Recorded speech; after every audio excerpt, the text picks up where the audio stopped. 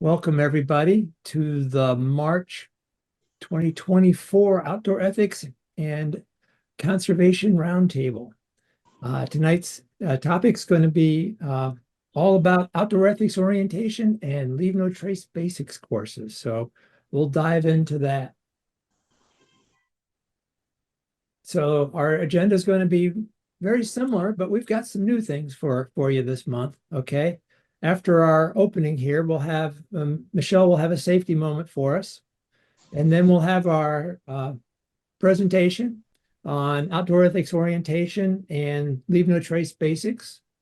After that, Ted Weiland will take us through a new section, the Conservation Corner. So get some updates on what's happening with conservation. Scott Anderson will then go through some FAQs with us as he's been doing. And then we've got a whole bunch of announcements on some really cool things, like maybe a conference coming up in September. So we'll go through with that. So that's what we've got lined up for tonight. With that, I'd ask everybody, it looks like everybody's on mute now, but I would ask that you please go on. There's a few people who aren't on mute, and you go on mute if you aren't already. And with that, let's start. Pledge of allegiance. God salute. I pledge allegiance to the flag of the United States of America and to the republic for which it stands, one nation under God, indivisible, with liberty and justice for all. I mean the Scout Oath. On my honor, I will do my best to do my duty to God and my country and to obey the Scout law, to help other people at all times, to keep myself physically strong, mentally awake, and morally straight. And the Scout law. The Scout is trustworthy, loyal, helpful, friendly, courteous, kind, obedient, cheerful, thrifty, brave, clean, and reverent. 2. Now the outdoor code. As an American, I will do my best to be clean in my outdoor manners, to be careful with fire, to be considerate in the outdoors, to be conservation minded. Welcome, everybody. And now I'm going to turn it over to Michelle for our safety moment on first aid kits. Michelle. Yep. So I don't know about you, but South Dakota is unseasonably warm. So as people are getting out and about, I was reminded that it is time to go through all the first aid kits and figure out what has expired and what is still useful. The last one I went through, everything expired in 2016. So there's definitely time to start going through some things again. So with that, I thought it'd be a good reminder. So first of all, we need to be prepared. They should be present wherever we might need them. Whether it's a day event, an overnight event, a camp out, a training course, whatever that is, make sure that your first aid kit is available. You might have one in your car, your home, your meeting location, in the trailers, in your backpack. So go ahead and make sure that you are taking a look at those. But it needs to be with your outdoor equipment for your next hike or camping trip. Since a first aid kit is one of the essential items for scout hiking, keep one in your day pack and an easy way to assure that you are prepared on the trail. Next slide. What should we have? Remember to take a look at your nice merit badge books or online on the outdoor programs of scouting. You can always find what you should have in your patrol first aid kit and your personal first aid kit. And it's going to vary based on what you are doing. What I need on a fishing trek might be a little bit different than what I need on a hiking trek. So take a look and make sure you have specific items for your specific activity. So as vary as the potential needs and the number of participants is, it will depend on what your activity is and how many you need to have. Do you need 3 Band-Aids or do you need 103 Band-Aids? Also regularly check and replace expired items. Ice packs are one that always get here because our temperatures vary so much. A lot of times the ice packs will pop themselves. So if you carry one of those in your first aid kit, make sure that you're checking that once in a while to make sure that it is not self-popped. Have a kit that's suited to the number of participants, the length of time, and the activity. BSA recommended items in a first aid first aid kit equip you to handle the minor injuries during outdoor activities and emergencies. Also, keep in mind that you need to have your pad of paper and pencil to write down what happened. So if you should need to take that trek to the emergency room, you have all the information needed when you get there. And don't forget that AHMR as well. With that, that is your safety moment for this evening. Thank you, Michelle. Going to turn this meeting over now to Paula Booth, who has give us an update on the outdoor ethics orientation and some history behind it. It'll help to understand a bit more about it. Paula. Good evening, everyone. This is one of the oldest courses in our catalog that we wrote ourselves. And it is, I'm just going to give you a little brief history about how it came about. Next slide, please. Oh, that is the next slide. Thank you. Outdoor ethics orientation, you'll notice that on that sheet there, it says course manual. So there was a plan to teach the course, but there weren't enough people already trained in outdoor ethics or in Leave No Trace to be able to teach the courses in many of the councils when we first started this in the BSA. So there was also a course manual for the person that might instruct it in that council that was appointed by the Scout executive. And they would go over that manual ahead of time so they'd be able to present the course. So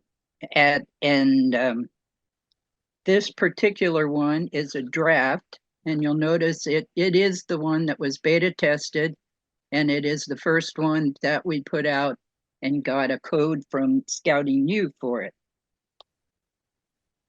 Okay. Next slide. Okay, there you are. You're faster than I think there, Paul.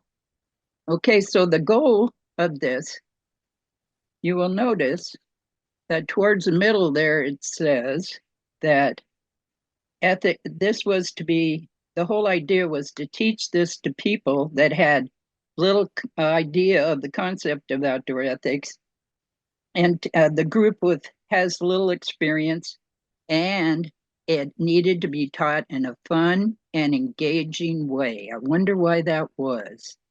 Because it was open to all of our programs in the BSA, and even the Cub Scouts, and they did a bang-up job with their parents, and they always reminded their parents to follow Leave No Trace. In the very beginning, we were not the outdoor ethics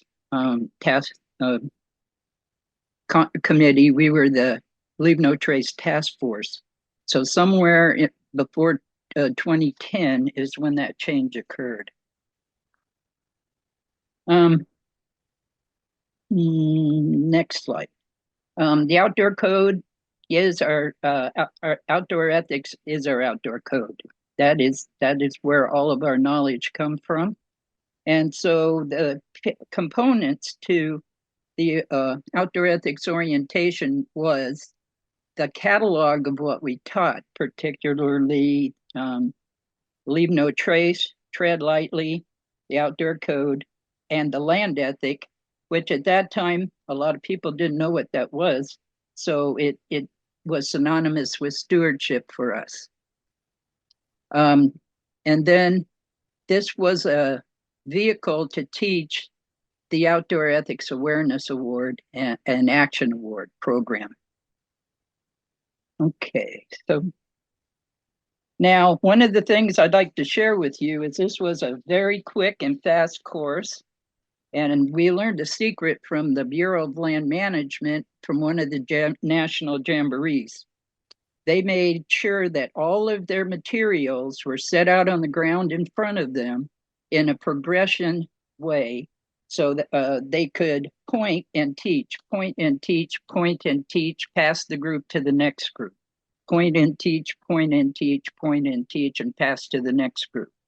And so we learned that if we had everything set out on the ground, that all we had to do was walk the group to each site and train them as we went. And it was very helpful and beneficial. The original outdoor ethics orientation course was a 3 hours and a half long course, and it was much greater depth.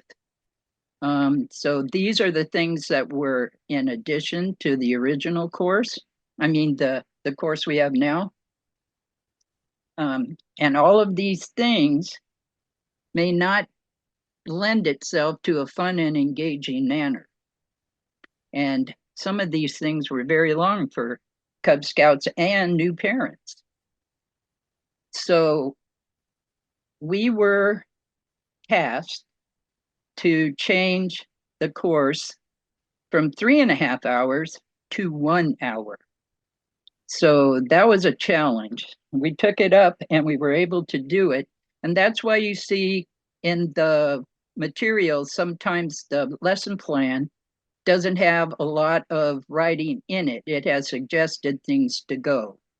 For instance, if you notice, since 2010, Leave No Trace has changed their mission statement or changed a word or two quite often. So that we left the mission statements open so that the scouters could go and get the one that's most current. Now, also, you may find manuals that say Outdoor Ethics Orientation Training Guide course.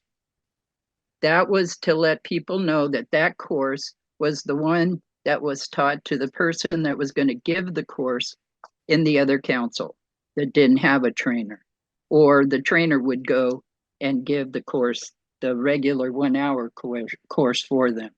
We successfully got it down to 1 hour. Some people teach 1 hour and a half, but like I said, if it's all laid out and you know what it is you're going to say, you can pretty much get it done. So there will be more information going up on the website. There's going to be a couple of lesson plans that have the whole piece in it. And that way you will be able to judge and see how to do it. And while we were looking for the different prospects for this course this evening, we actually found the original piece that has all of the appendices with it. So all those games that were in the appendices, we now have again from going through, somebody went through all of their mail that they sent and received, because their computer crashed a couple of times, so they didn't have it in their stuff. So, but it was there in that portion. So it was lots of fun going through this. So I challenge you, the Outdoor Ethics Orientation course is a catalog of what Leave No Trace, what the Outdoor Ethics teach. That is what it was meant to be. It was meant to be fun and engaging, and people going away going, when's the next course? When can we come back? And that's usually our best shot. So to end this, the BSA Outdoor Ethics, the best way to remember all of the things that we need to do for teaching the Outdoor Ethics Orientation course is to remember the outdoor code and what it means, and the things that help us teach the outdoor code: leave no trace, tread lightly, and the land ethic. And you'll always be on time. Thank you very much. I believe it's Matt. Yep. So I was asked to talk about some ideas for how to take these courses, the orientation, Leave No Trace Basics course, and bring them into the virtual online format.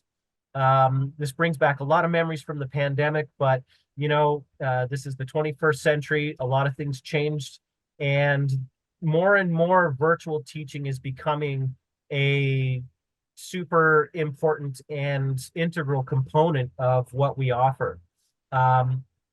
And so I just want to talk a little bit about my experience with teaching online courses and some ways, give you some tips and some ideas for how to do, like Paula said, leave them wanting more.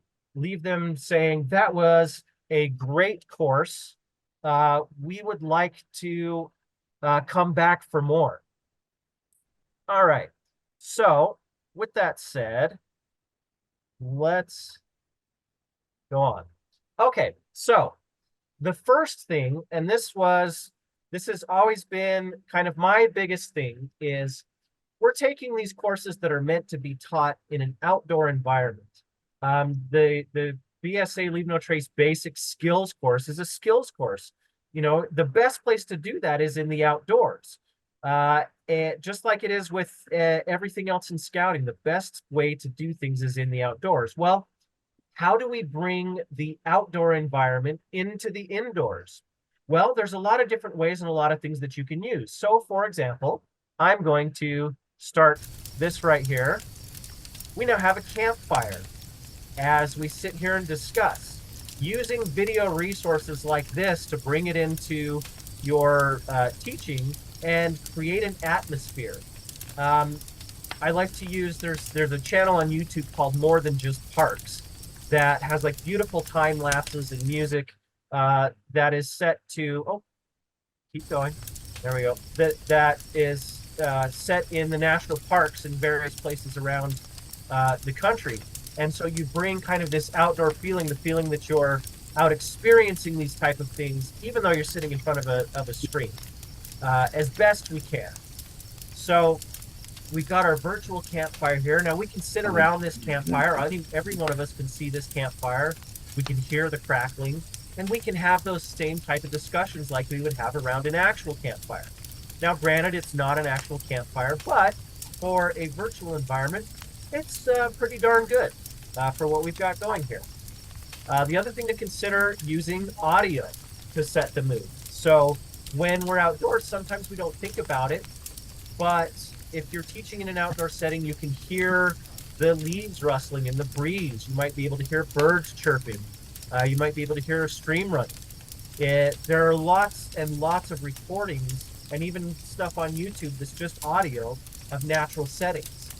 So you can bring in an audio recording of you know, a natural setting like that and set the mood while you're sitting there in front of your computer. It makes it that much a little bit better. And photography as well, using great photographs of natural places as the background for your slides and whatnot, so that we can have as much of an outdoor setting as we can, even though we're indoors. Use everything that you possibly can to create that atmosphere that's both conducive to learning and also to the feeling of being outdoors. And that gives it that extra pop and sizzle, a little bit extra over the top there, that makes the course extra special instead of just death by PowerPoint or death by Zoom. All right. Now, the next challenge is how to make these type of courses as interactive as they would be in an in-person format. One of the ways you can do that is by using games and polls. So while I'm talking about this, you see on your screen here, I am sharing a poll EV. If you go to pollev.com/MatthewDura146 on whatever device you have, it could be your phone or computer or whatever, or if you scan this QR code, it's going to take you to a site where you'll have the opportunity to answer this question. It says, using 1 or 2 words, describe what draws you to the outdoors. And it's going to create a word cloud for us. You can answer it as many times as you want. But if you would go ahead and go to that poll and start taking it, we'll be able to see here we're getting some words. Peaceful. So now, even though we're separated by hundreds or even thousands of miles, we're all participating together, united in one moment where we're talking about a single thing. Now, the more that one word shows up on this, the bigger that word's going to become. If you want, you can answer this multiple times. But PollEV is free. You can sign up for an account there, and you can create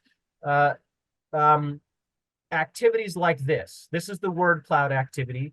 You can have others that are, it will show a percentage of how many people give a certain answer or not.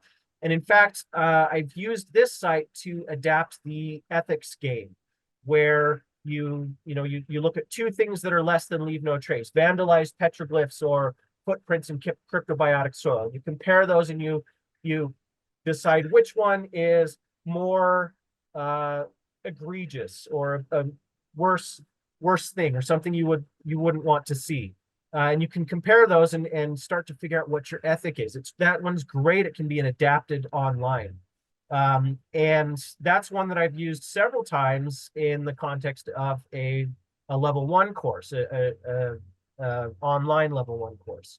So as we see here now, most people go to the outdoors, at least in our group, for the sense of peace, or the peacefulness, or the adventure of it. Those words are larger, so we know more people are putting those answers down.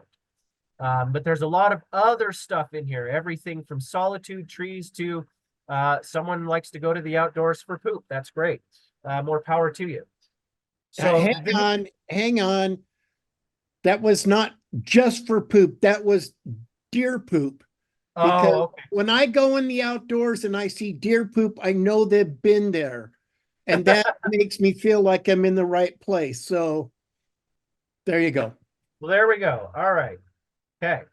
So thank you for clarifying that, Keith. But yes, it'll only, if you put a 2-word answer in, it'll separate the words, just so you're aware of that. So that's how Poll EV works. Now you can do the same thing with Kahoot. I think most of us know what Kahoot is, or have used it in some context. Youth absolutely love Kahoot. You can have quiz games. You can also do word clouds like this, or take polls. There's all kinds of things you can do with it. So I'm not necessarily going to show Kahoot at the moment, because I think we're a little bit more familiar with that.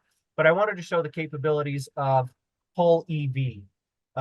So those are available. Just go to pollev.com. You can sign up for a free account there. And it's a fantastic tool. And it brings that element of interaction into an online course. It's hard to get hands-on stuff. But that's where we're going to go next, because I've been thinking about that a lot. When the pandemic was in full swing, my council hosted 7 online level 1 courses. The demand just kind of went out of the roof. We were only going to do 1, and we ended up doing 7. And so we had to come up with a lot of ways to make this interesting and interactive, and to appeal to different learning styles. So just because you have a screen separating you and lots of geography and time zones doesn't mean that people's learning styles change. People still learn visually. They learn via hearing things, auditory. But there's a couple ones we have to be careful with, and one in particular that's kind of tough. And that's kinesthetic learning. Kinesthetic learning is learning by doing. That's kind of the hard one to do. That's where the in-person courses kind of have the edge right here, because you can show someone how to dig a cat hole. You can use the edge method in that way. You can show someone how to hang a bear bag or use a bear box or something like that. And that's a little bit harder to do in a skills course online. Visual is not really a problem. I mean, that's what we're doing every single time we have a roundtable. We're using PowerPoint. Now, PowerPoint in an in-person course has its uses, but you kind of have to rely on it a little bit more in a virtual course. So we have to figure out ways to go above and beyond that. Now, I'm going to talk a little bit in a second about kind of a unique way where we can do some kinesthetic learning via online format. But before we get there, this last one, reading, sometimes people like to learn by reading. That's one you need to be careful with. And this is what I mean by that. So I've got my slides here. I've got my PowerPoint. If I have a bunch of information that I want to convey and I want to go through it quickly, if I put paragraphs of information like this is stuff that I copied off of the Leave No Trace website. It's not particularly pertinent to the specific topic, but I just wanted to show you that.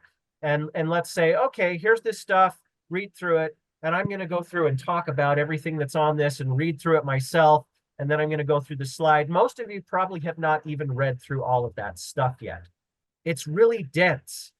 So if there is important information that's in these paragraphs that I want to convey to everyone, you kind of have to distill it down to its basic components.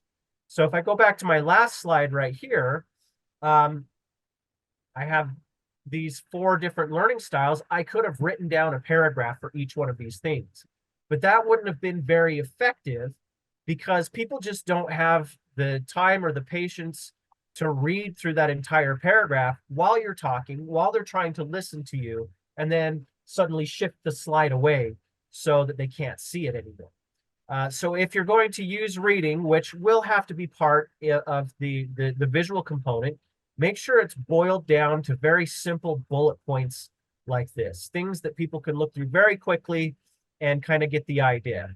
And then it's always a good idea to not strictly read off your slides. People can read that, they can understand it, they get the idea. You know, and there's nothing worse than, you know, me sitting here going, okay, now we have learning styles, we have visual, we have auditory, we have kinesthetic, and we have reading. Next slide. So it brings a little bit more interest into it if you boil it down and then fill in the gaps yourself. If you have to take notes, that's fine. Now, let's go back to this idea of kinesthetic learning. This is the tough one because the BSA Leave No Trace Skills course, which is the course that's replacing Leave No Trace 101, since Leave No Trace took that term for themselves. This is where, you know, we want to teach people the skills that they need to practice Leave No Trace in the outdoors. Well, how do we do that through a computer screen? So I was thinking of ways to bring natural environments, outdoor environments, again, into an indoor setting like this in a way that can be interactive. And I kind of had an epiphany. My kids, like a lot of kids now, really, really like Minecraft. And I realized that Minecraft is an interactive setting that will produce a landscape like any number of landscapes you may come across in the outdoors that you can interact with people in. You can project that across a screen, and you can go through the scenarios that we always go through when teaching Leave No Trace about where to choose a campsite, what a durable surface is, and those surfaces are right there. So I made this little video right here. This is the end of my presentation right here that talks about this idea of using Minecraft as a teaching tool to produce a virtual environment where we can interact and we can actually go through the process and through the motions of what decisions we would actually make in an outdoor setting, except we're not physically outdoors, but virtually we are outdoors. So I will let this play here. Want to make a little bit of a note about today's video. It's going to be a little bit different than I've had in the past because I want it to be integrated into what I've been talking about tonight and what our overarching topic is in talking about Leave No Trace basics and especially converting it to an online format, how to teach it online. While I was sitting with my kids the other day and thinking about this, we were playing Minecraft, and I had the idea of, well, what if we were to use the virtual world of Minecraft as a teaching space for Leave No Trace? Obviously, ideally, we'd be outside together, practicing Leave No Trace and working on the principles and having conversations with each other and going through scenarios and actually applying what we learn. We get that kinesthetic learning by doing. But when we have a virtual course, that's a lot harder to do. And the thought occurred to me that what if we were to take that learning by doing and put it into a virtual space, into a virtual environment. Now, Minecraft is the perfect place for that. And it's also something that will really get the attention if you're teaching youth. Probably a lot of them have played Minecraft at some point. So it's something that will really grab their attention. Minecraft is awesome because it allows you to create a whole bunch of different environments that you can have discussions about. Everything from forests to snowy mountains to deserts to meadows to beaches, all kinds of stuff.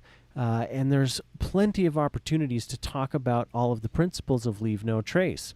Or if you want to talk about specific things. So what we're going to do today is I'm going to run through a few of the principles and show some of the possibilities of ways that we can apply this in the virtual world. I'm mainly going to talk about principle number 2, travel and camp on durable surfaces, but we'll also see a few other principles. So let's imagine we're here together. We're in our virtual environment, and we've been hiking for a while. We need to find a place to camp. And so right here, we've reached this spot right here. It's getting towards the end of the day, and we're thinking, oh, what a lovely place to camp. Well, let's think about a few things right here, a few conversations we can have. First off, if we look around, we see, okay, this spot right here is fairly flat. It'd be a good place to pitch a tent. However, we're not really on a durable surface. We're on this green grass, and we got flowers over here that we could trample. And furthermore, if we look over here to this side, we've got a stream, a spring coming right out of the mountain. So we're in a riparian area right here. A riparian area is somewhere that's very close to the water. And so we could start to ask these questions, have these conversations. Well, is this a good place to camp? Well, no, not necessarily. Probably not. Now, furthermore, we see some wildlife over here. In this case, they're llamas. The wildlife is not terribly realistic, but we kind of get the idea. Well, how could we be respectful of this wildlife that's using this water source? Well, let's move away from it. So that's what we're going to do. Now, as we do this, there's a little bit of magic involved. You can float and you can fly in Minecraft. We're going to do that for the sake of time, but we could hike if we wanted to. Oh, by the way, if you look up in the upper left corner of the screen, you'll see me there wearing my scout uniform. I've got my tan shirt and my green pants on. So now here's another thing that you can do in exploring these environments. There's sometimes some special places like this. We've got a cave here that we could explore. Oh, there's a pig stuck in the cave. And look at that. We've got some wildlife. We've got some bats that live in here. So this would be a great opportunity to have a discussion about, well, how would we practice Leave No Trace in this particular environment? Are there certain things that we maybe wouldn't bring in? Now, since we've got bats inhabiting this cave, we've got some wildlife, we're going to respect those bats. That bat apparently doesn't want us in here. So we're going to leave. We're not going to explore that cave any longer. It's a wild cave, and it's full of bats, so we're going to let them be. We're going to continue on over here. Okay, so let's continue down this way. Oh, I'm going to change a setting real quick here, just so we can kind of get the ambience of the place. There we go. Now we've got a little bit of sound. Resume game. Okay, let's head over here. We got some more wildlife. Let's float up. Oh, we've got some variety here. We've got some water over there. We've got big mountains and forests. There's caves and springs down in here. And if we look down here, what is this? It looks like we've got some ruins down here. Let's go check them out. So here would be an opportunity where we could have a conversation about leaving what you find. Now, in this case, let's say we've got an artifact right here. There's a pot. What would we do with that pot? Should we pick it up and take it back, or send it to the authorities, or what do we do? It's a great opportunity to have that conversation about leaving what you find. Now, we can admire these from a distance. We're going to leave this pot where we found it. We're not going to touch it. And let's continue on. We need to find a place to camp. So really cool to see those ruins. We'll leave them for someone else to see them. We didn't take anything. All right, now let's come over here. Oh, and look at this. The weather has changed. So here's an opportunity. We can talk about plan ahead and prepare. Did we bring the proper gear for our excursion? Do I have a rain jacket? Do I have a poncho? Do I have something to cover my pack with? I don't know. We could talk about that. So just like in a real environment, the weather's going to change. All right, well, we've come to a different spot here. We're by the water's edge. We've got what appears to be an ocean right here. You could think of it as a lake if you wanted to, but we're going to call it an ocean. And we've got another surface right here. This looks like it's a more durable surface. This is kind of brown, dead, dry grass, something that's not really going to show too much of an effect if we camp right here. So maybe this would be a good spot to camp. It looks like we're a reasonable distance from the water. Let's call it about 200 feet. We do have some wildlife right here that we would want to be aware of. So maybe we go a little bit further back into the trees right here, out of sight, out of mind, and pick a good flat campsite right there. Further over here, we've got some meadows with flowers, not a good spot to camp, not very durable. But we also have the question of, well, what about right here on this sandy beach? Isn't sand a durable surface? Well, yes, it is. But are we, how close are we to the water's edge right here? We're not 200 feet away. It's maybe not the best place to camp. That and this spot, I've seen some sea turtles frequent this spot right here. And if we camped right here, we'd probably be disrupting their natural cycles and their natural tendency to use this spot. So maybe we'd go back on that other durable surface back there and camp out. This is a pristine site. So we're going to do the best that we can to minimize our impact in this area, minimize our impact on the wildlife and on the vegetation and environment. Well, let's see what else we can find. Over here, it looks like there's some more durable surfaces. There's some more dead, dry grass. There's some more sand right here. Let's see what we find. Oh, and it looks like, see, there's our sea turtle friends right there. They're gonna spawn and use this spot. And it looks like right here on this durable surface on this sandy beach, we have a campsite, a prepared campsite. So in the other places, we would have had to make a campsite, but in this spot, we found one. So here we can talk about the saying, good campsites are found, not made. This one is established. It's on a durable surface. We know we're going to be okay using this spot. We come in here and look, we've got a fire ring prepared. We have some seats that have been established by the Land Management Agency, the Minecraft National Park Service. Now, our fire was going when we got here, which is not the greatest thing, but that we don't really have a choice to do it otherwise in Minecraft. So, but you could have a conversation about this spot. And say, well, this is a great place to have a campfire because we have an established campfire ring. Now over here, we've got our picnic table that's prepared for us, a food prep area, and even right here, we have a bear box.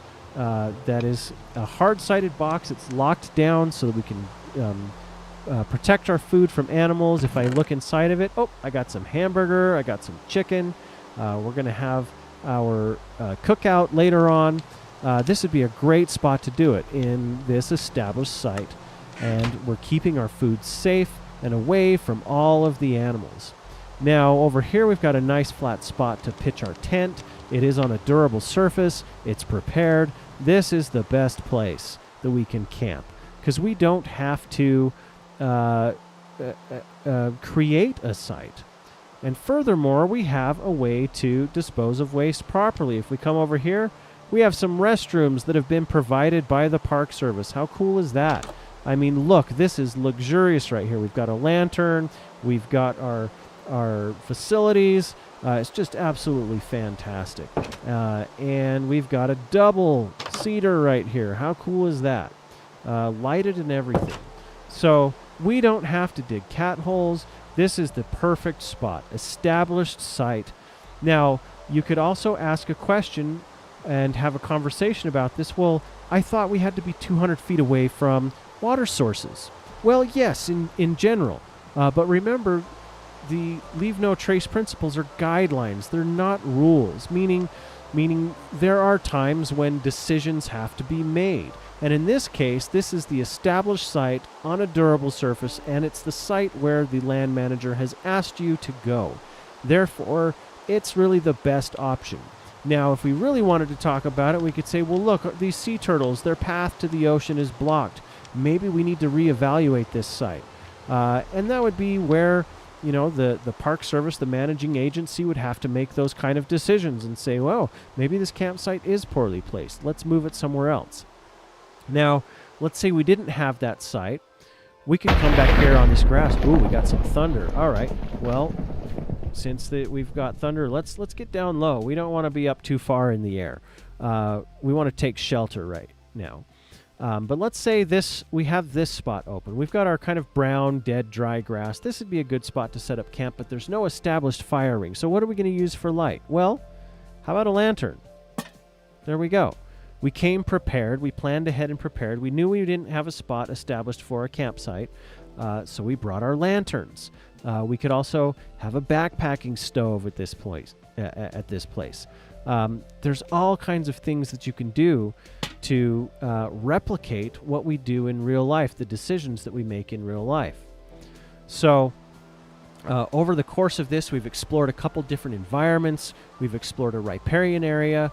We've explored some shoreline. We've looked at different environmental factors like the thunderstorm that we're in. It's kind of scary. Maybe I should go in the bathrooms over here so I don't get struck. We've looked at finding campsites versus making campsites. We've explored a cave a little bit. We've talked about respecting wildlife and proper food storage.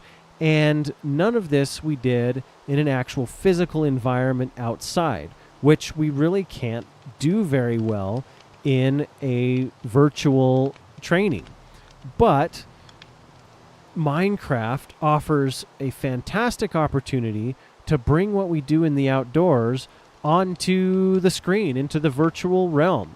It makes it fun for people, it makes it interactive for people, and it makes it so that we can have the same conversations that we would have in an outdoor setting over the internet in more than just a hypothetical way. It makes it a little bit more real. So I know that not everybody has Minecraft, and that's okay, but this is just an idea, an example of a way that you can make the learning process more real, more interesting, more interactive, and more fun. And that being said, thanks for being here on the roundtable with us tonight. I'm getting soaked, so I'm going to go ahead and wrap this up and find some shelter here in my virtual world in Minecraft. Thank you all for being here.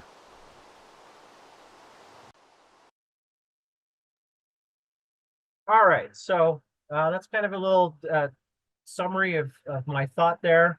But how much fun would that be to use Minecraft to teach Leave No Trace in that way, online? So I think that's the end of my segment. So Paul, I'll go ahead and stop sharing and turn it back over to you. Thank you, Matt. And let me take over again.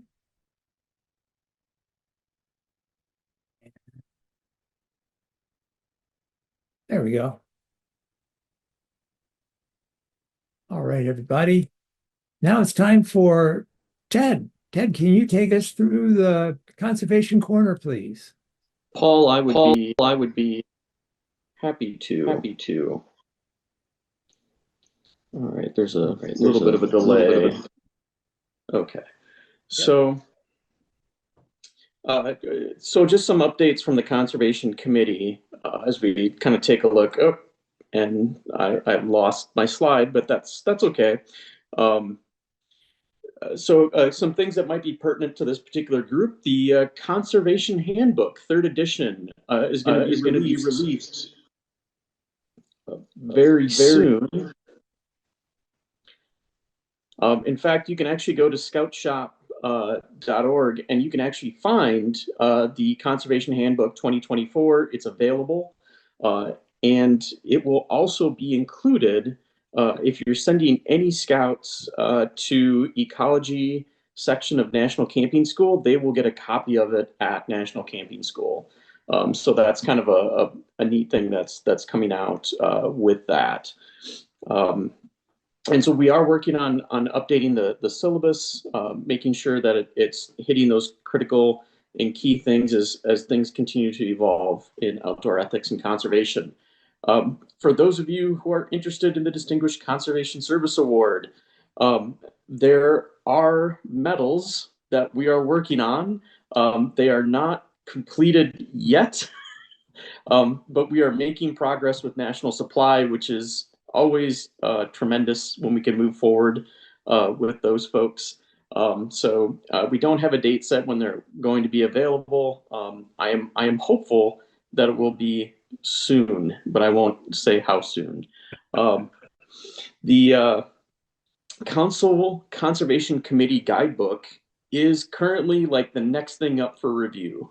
And so now that the handbook is done and out, now we can turn our efforts to the committee guidebook. Obviously, there are a lot of great updates that need to be made there, and so we're going to be working through that. And then the Good Turn Award. So the Good Turn Award has what replaced the Hornaday badge type of experience that we had for councils. And so with the increased focus on that particular award, we realized, hey, we needed to update some things. And so we've added, we haven't changed the requirements, we've just updated them to make them more expansive, with the idea that earning the award, you could potentially be working on another Scouts Distinguished Conservation Service Award project. And that could be, that could contribute to earning the Good Turn Award, or participating at a conservation activity or project at your summer camp would also fall underneath that. So we're looking to get that into the next BSA Advancement Guidebook and kind of keep that moving forward. And then the last thing we wanted to mention from the conservation side of the task force, the group, the committee, is that, hey, National Jamboree dates have now officially been announced. It's happening. It's 2026.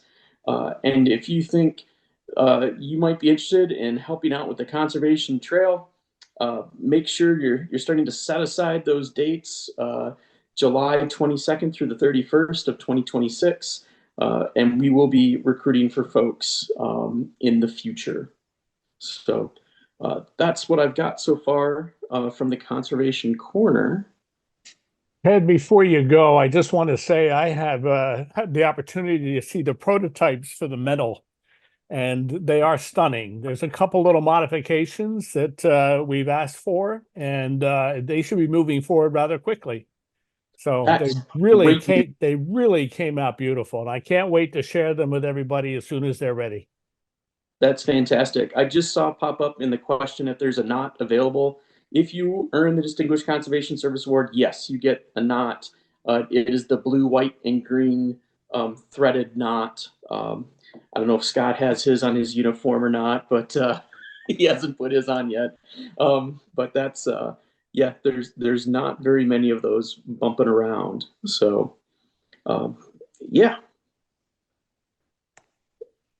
I don't know if there's anything else I can take as far as questions from the chat. I haven't been able to monitor that quite as effectively. So a BSA definition of conservation, I think I'm going to let Sarah, I see that question. I think I'm going to defer that to Scott. I think that's something he's going to deal with a little bit later. Oh, thank you, Dave, for linking that conservation handbook. And yeah, so I think the only question I'm going to defer to Scott, which I should feel bad about, but I don't. All right. Thank you, Ted. Thank you. Okay. With that, I think it's time for Scott. Anyway, it's great to see so many attending our roundtables, and thank you for all you're doing. Now you know who asked the question. I recently received a request from National Capital Area Council and looking for, how does the BSA define conservation? And you'll do the next slide. Specifically, a fellow scouter, and I are working on slides for our University of Scouting conservation courses. What is the BSA's definition of conservation? Now, we know that Sarah is the one who asked the question, and I will tell you that she never comes to me with a question without having done her homework. And they read through the Scout Handbook, the Conservation Handbook, Environmental Science Merit Badge pamphlets, Nature, Fish and Wildlife, the Council Conservation Committee Guidebook, none of which had a definition for conservation. Next slide. One more slide before that, simply stating we didn't have one. And now if you'll go one slide, that'll do. So I went to our conservation team and I brought this to their attention that, we really don't have a simple definition of, what is conservation, or how does the BSA look at conservation? So they created this statement, and this statement is going to appear in the Conservation Guidebook update and in things going forward. It did not make it into the revision of the Conservation Handbook, but the next revision will have it. And I'm going to go ahead and just read this for you. So simply stated, conservation is wise use. Conservation is about being thrifty and living sustainably. It is about managing and using our resources to ensure that they can provide for the needs of current and future generations. It's about making decisions and taking action to prevent overuse, neglect, or destruction of our resources, and it's about good citizenship. In the Outdoor Code, Scouts, Venturers, Cub Scouts, and Sea Scouts pledge to be conservation-minded, meaning that we commit to making a thoughtful decisions about using our resources responsibly. Next slide.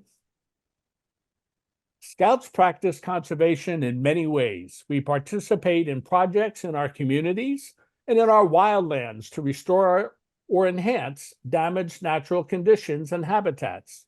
We conserve energy, food, materials, and natural resources by using them wisely and by not being wasteful.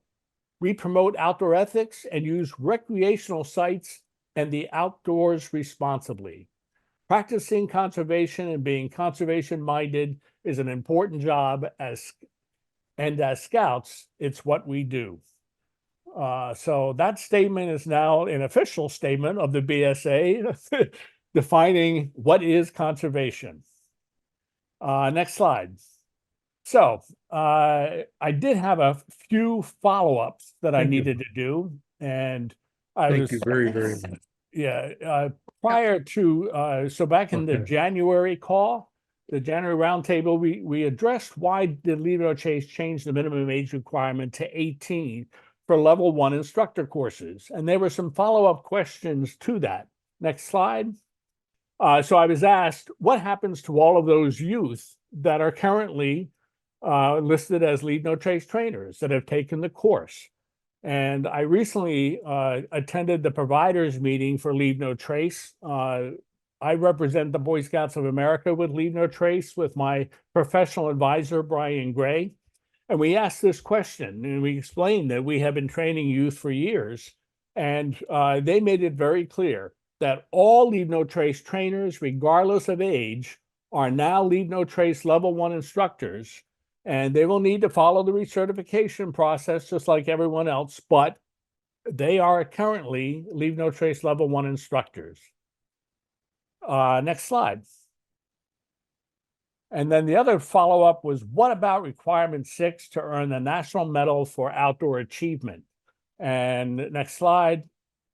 That requirement used to say that to become a Leave No Trace level 1 instructor, formerly called a trainer, by completing the 16-hour trainer course from recognized Leave No Trace level 2 instructors, formerly called master educators.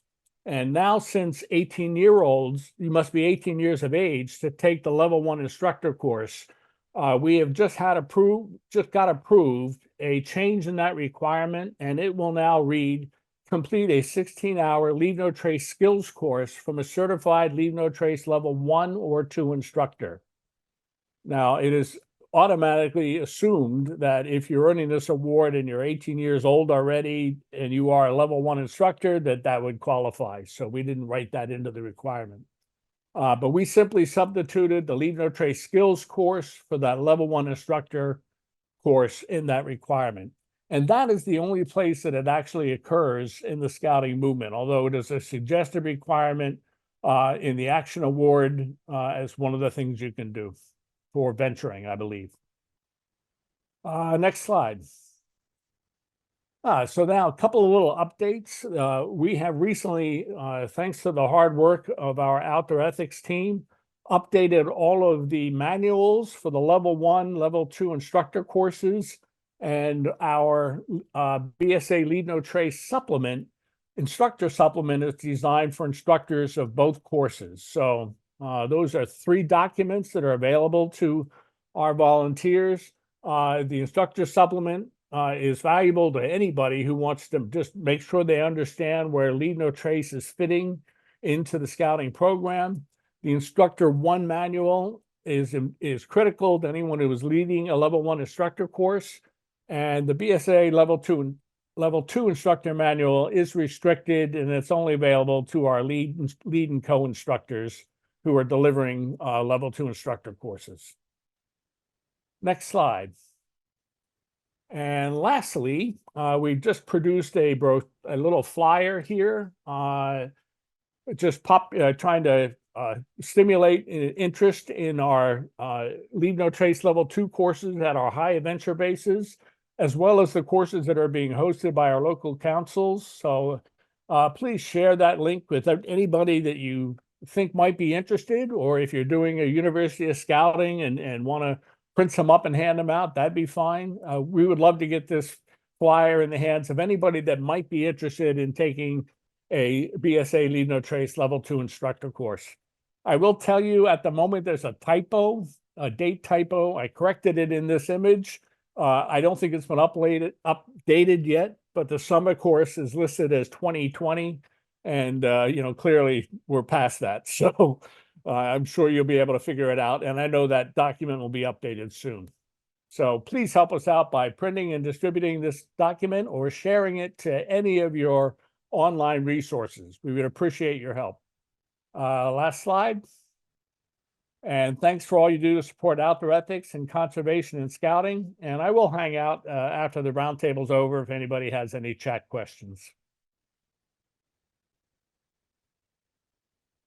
Thank you, Scott. As always, there's a lot to learn. I appreciate it. Okay. Kathy, are you able to tell us about the conference? Yes, I'd love to. If anyone has the slides that we did, yep, those are. So registration is now open. We are ecstatic about that. As you see on this slide, there's the QR code that takes you right to the conference website. And the registration link is open. We've tested it. I'm registered. And so I know it works. We have we're so excited about this. Julie Seaton, who is the granddaughter of Ernest Thomas Seaton, Thompson Seaton, sorry, is our keynote speaker. And we're just delighted. She's going to be fabulous. We're just really delighted. And then we wanted to introduce those who have not seen, that is the patch. It's a little bit on the retro side because we're celebrating the 70 years of the outdoor code. And so we wanted to have that. And then below, if you all can see in that green portion, that is the email if anyone has any questions. That is also, if you go to the conference website on that link, you can ask questions. It'll be answered as soon as possible, and we'd love to have any questions. Please come. We're so excited about that. And then, do you have the second page on that? There we go. We do have our pre-course offerings. We've got one on Tuesday, and that has a little bit of a discount if you take another class on Wednesday. In that between between the Wednesday classes and the Thursday conference, we will be having a service project for the Good Turin Award. And that we will give a certificate to those who sign up in that website. There is going to be a reply that you'll send saying that you are coming to that service project so that we have enough supplies, and you'll get the certificate when you're there at the course, and then that gives you the ability to buy a patch. We will have some patches there, and you can always wait until you go back home to your councils to get those if you would like, but we'll have them there. And we're just so excited. We've really tried hard to get this very affordable for people. It will registration will close August 1st. So please do not wait. We want to have everyone come and just fill up our camp and show you Utah. We have on the registration link, there is going to be a question that you answer of whether you want your email shared with others who are coming in, so that you can organize carpooling efforts and to be able to get there. Camp Tracy is really not far from our airport. It's about a 20-minute drive is all. And we're so excited. But please hurry, go register, fill this up to our capacity, and we'll see you in Utah. You, Kathy? Yes. Okay. One addition is I have dumped in the chat the link to the landing page, which is where people will want to go to become informed about everything conference related and pre-conference and all that other happy stuff. Yes. That we some of us don't call it a landing page because we didn't know what it was. It's the conference. It's all of the details of the conference that we have available now. If we have anything more, we will be updating it there. Thank you. And as Scott mentioned before, there are a number of great level 2 instructor courses coming up this year. And so here's a list of them starting next month. I don't know if I have anything else to add on that, but I do have one thing to add. And if finances are an issue for you to attend any of these courses, follow the link to the Dan Howell Scholarship and check that out. It's there to make sure that everybody who wants to take a level 2 course in scouting is able to do that. So that's there to help you. Okay. Now this is the one from me. In these slides, I like to put pictures of the outdoors in these slides as we go through them. They're all my pictures so far, and I think that's kind of boring. I've seen these pictures before. I'd like to see your pictures. So if you would please, I'd love it if you guys could share some pictures of your outdoor activities, ones of great pictures of wildlife, pictures of youth doing great things, whatever. Things that we can use in the slide presentation. That would be wonderful. I think we'd all like to see that and share that with each other. Next thing is, as I ask every time, please, we really do value your feedback. It guides us. That's how we know if we're hitting the mark. And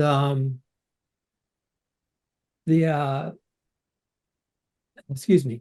And yeah, without your feedback, we're just doing our best, but we can do even better with your help. So feedback is appreciated. And I see a question in there. Where to send the photos, and roundtable at outdoorethics-bsa.org, and I'll type that in the message slot. in the chat when I get a chance here. And all right. With that, I want to go through and do a out of Leopold. And this one's 65290. Anybody know where that number comes from? Just raise your hand. Anybody? You read the Sand County Almanac. That's the number on a bird band. So Leopold was banding birds. And so this is one of the birds that he banded and he talks about in this essay. I suspect that in the Chickadee Sunday School, 2 mortal sins are taught. Thou shalt not venture into windy places in winter. Thou shalt not get wet before a blizzard. So think about this, and the birds are outdoors, and I don't know about you, but I can really tell the birds are coming back now. And I can also tell you that it has been windy as all get out a few days here. A great thing to do when you're out there is look, especially on a windy day, where are the birds? How are the birds dealing with that? What are they doing? Where do the birds go to find shelter? Some just really fun things, to investigate on, on a day in the spring, a windy day in the spring. Take kids out and ask them the questions, see what they can figure out. Have some fun with the outdoors.